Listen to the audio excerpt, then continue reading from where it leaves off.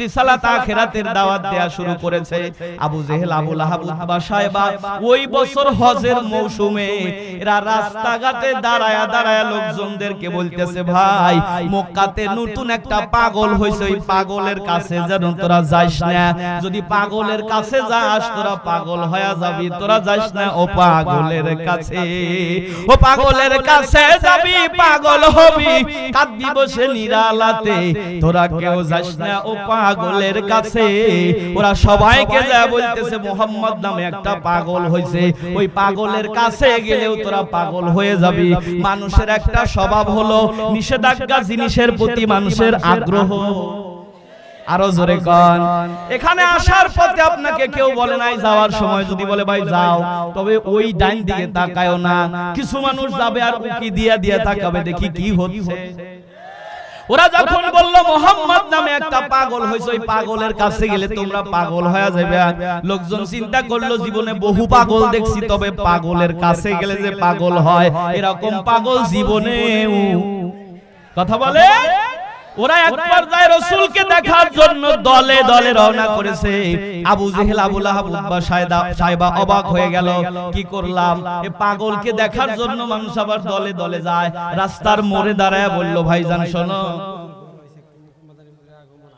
লিল্লাহি তাকবীর, নারায়ে তাকবীর, মাদানী হুজুরের আগমন, লিল্লাহি তাকবীর। ময়মনসিংহের পক্ষ থেকে নারায়ে তাকবীর। ওরা পাগল দেখার জন্য দলে দলে যায়। আবু জেহেল, আবু লাহাব, উতবা, শায়বা এরা বাইরে থেকে বলল, ভাই শোন, পাগল দেখতে যাবি তবে ওই পাগলের কাছে যেন যাস না।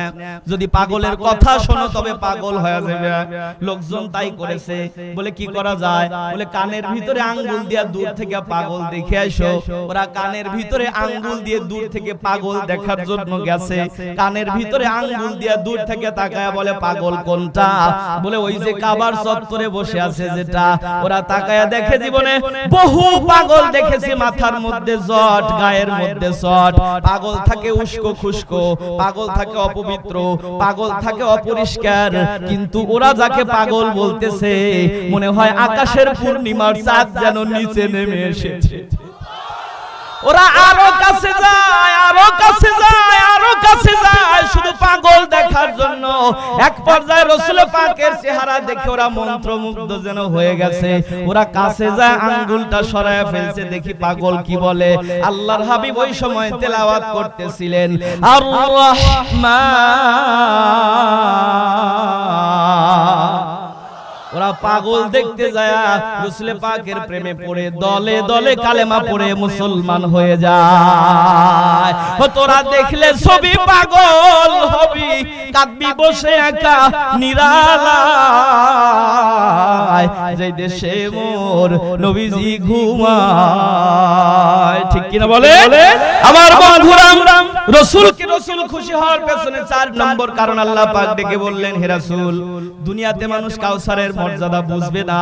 মানুষ তো, আমরা তো ওই জাতি, দাঁত থাকতে দাঁতের মর্যাদা বুঝি না। কথা বলেন না কেন? আমাদের সিরাজগঞ্জের ভাষায় বলে, আমরা তো বুঝি না কিন্তু ঠেলায় পড়লে বুঝি। কারণ ঠেলার নাম আপনারা জানেন, ঠেলার নাম যখন ঠেলায় পড়ে রান্না করা ভাত খাওয়ার সময়ও পায় না। ঠেলায় যখন পড়ে চেয়ার ছেড়ে দিয়ে যায়, কলার পাতার উপরে শুয়ে থাকে। ঠেলায় যখন পড়ে অনেক দরবেশ বাবা দাড়ি কাটে নৌকার মাঝি হয়ে নৌকাতে যায় ধরা পড়ে। এজন্য ঠেলায় না পড়া পর্যন্ত আমরা বুঝি। আল্লাহ পাক ডেকে বললেন, নবীজি, এরা তো এই জাতি যারা বুঝতে পারবে না দুনিয়াতে কাউসারের মর্যাদা কি। কিন্তু কিয়ামতের ময়দান যখন কায়েম হয়ে যাবে, একটা নেকির অভাবে যখন মানুষ কিয়ামতের ময়দানে জাহান্নামী হয়ে যাবে, আল্লাহ পাক ডেকে বলবে, হাবিব ডেকে বলবে, বন্ধুরে তুমি একটা নেকির অভাবে জাহান্নামী হয়ে যাচ্ছ, দেখি একটা নেকি আনো। মানুষটা একটা নেকির জন্য গোটা হাসরের ময়দান যেন দৌড়াবে, শুধুমাত্র একটা নেকির অভাবে। প্রথম দৌড়া যাবে তার ভাইয়ের কাছে। কার কাছে? কার কাছে? আল্লাহ পাক বলেন ইয়াউমা ইয়াফিরুল মারউ মিন আখি ওয়া উম্মিহি ওয়া আবি। মানুষেরা প্রথমে তার ভাইয়ের কাছে যাবে। কেন ভাইয়ের কাছে যাবে? কারণ দুনিয়াতে দেখেছে আমি দুনিয়াতে পক্ষে কাজ করি আর বিপক্ষে কাজ করি। আমি দুনিয়াতে যেই কাজই করেছি ভালো হোক আর মন্দ হোক, আমার ভাই আমার পক্ষের লাঠিটা ধরেছে। এজন্য ভাইয়ের কাছে যাবে। ভাই আজকে একটা নেকির অভাবে আমি জাহান্নামে যাচ্ছি, একটা নেকি আমি চাই। ওই সময় ভাই ভাইকে দেখে কি করবে? আল্লাহ পাক বলেন এফিরু। এফিরু শব্দের আমাদের সিরাজগঞ্জের ভাষা হলো খেইসিয়া দৌড়। যদি না বোঝেন তাহলে আমাদের শাহজাদপুরের ভাষা হলো ঝাড়িয়া দৌড়। তাও যদি না বোঝেন, সাপ দেখে আর বাঘ দেখে মানুষ যত জোরে দৌড়ায়, ভাইকে দেখে ভাই তার চাইতে জোরে দৌড়াবে। অবশেষে মানুষটা যাবে তার মায়ের কাছে। তাফসীরের ভিতরে এসেছে আল্লাহর নবী বলেন মায়ের পা ধরে সন্তান 500 বছর পর্যন্ত কাটিয়ে দিবে, বলবে মা আমি তোমার ওই সন্তান যে একদিন হারিয়ে গিয়েছিলাম, তোমার খাবার বন্ধ হয়ে গিয়েছিল, মারে আজকে একটা নেকির অভাবে আমি জাহান্নামে যাচ্ছি, মা একটা নেকি তুমি আমাকে দাও। 500 বছর পরে মেয়েটা ওই সন্তানের কপালের উপর লাথি দিয়ে বলবে দূর হ, আমি তোকে চিনি না। রাসূল বলেন মা যখন বলবে আমি তোকে চিনি না, এই কথা বলে মা যখন চলে যাবে, সন্তান পিছে পিছে যাবে আর বলবে মা সত্যি কি তুমি আমাকে চিনতে পারো না? ও মা আমি তোমার ওই সন্তান, তুমি কি আমাকে চিনতে পারো নাই? মা ডেকে বলবে বেটা রে চিনেছি, তবে পরিচয় দেওয়ার সময় নাই। আজকে একটা নেকির অভাবে আমি নিজেও জাহান্নামের মধ্যে যাচ্ছি বাবা, একটা নেকি আমি নিজেও পাইতেছি না। মানুষটা দৌড়ে যাবে তার স্ত্রীর কাছে। স্ত্রী বলবে আমার তো দুনিয়াতে বিবাহই হয় নাই। সন্তানাদির কাছে যাবে, সন্তানাদিরাও পরিচয় দিবে না। অথচ আমরা ওই সন্তানাদি আর স্ত্রীর জন্য দুনিয়ার হালাল হারাম বাসি না, শুধু টাকা টাকা টাকা। ডান হাত দিয়ে আসলেও দাও, বাম হাত দিয়ে আসলেও দাও, উপর দিয়ে আসলেও দাও, নিচ দিয়ে আসলেও দাও।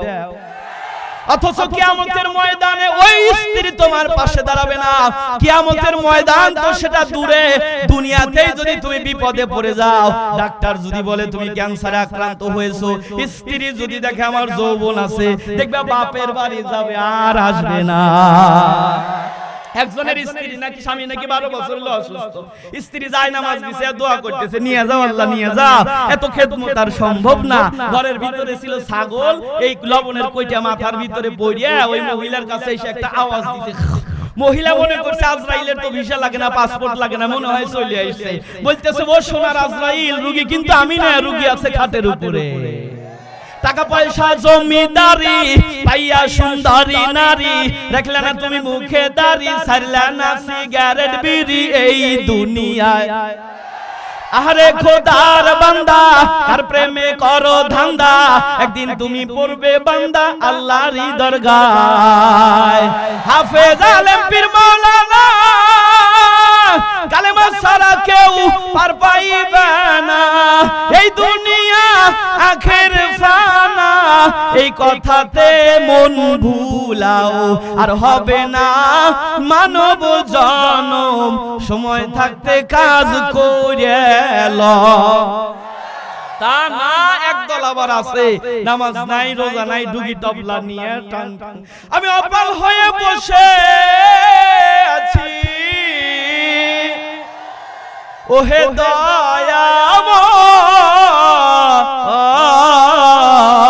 দয়াময় পারে লয়ে যাও আমায়, অগুরা ডুবা দেওয়া